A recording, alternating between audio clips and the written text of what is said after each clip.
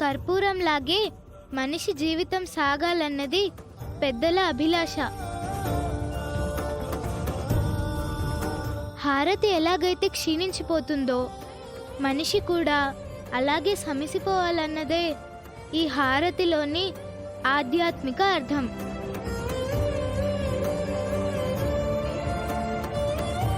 అర్థమైందా? Wow Akshaya, wow, well said, well said. I like it.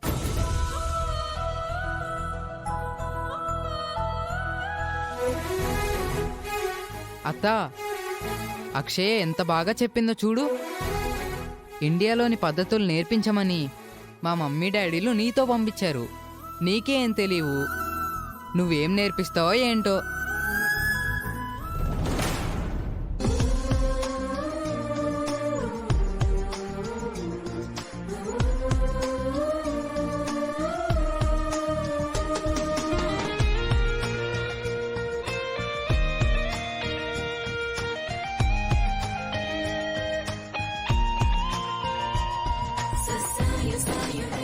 అత్తయ్య, అక్షయ్ గురించి నిజం తెలియకపోవడం వలన ఒకరోజు నేను అక్షయ్తో హార తెప్పిస్తే అందరూ గొడవపడ్డారు.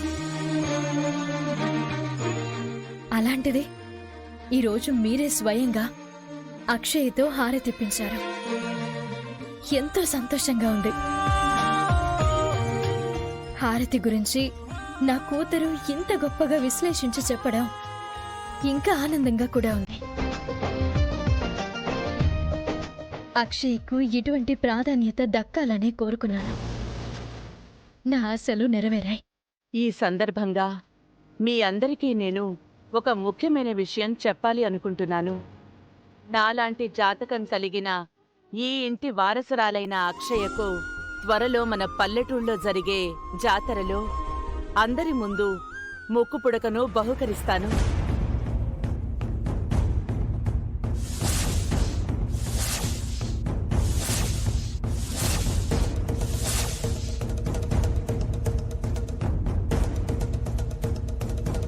మనింటికి కావలసిన జాతకంలో పుట్టిన అక్షయ్ ముక్కు పొడకను అందుకోవడానికి అన్ని రకాల అర్హతను కలిగి ఉంది కాబట్టి వేదవతి ఈ నిర్ణయం తీసుకుంది. ఈ నిర్ణయాన్ని అందరూ గౌరవించాలి, ఆజ్ఞ అనుకుని పాటించాలి కూడా.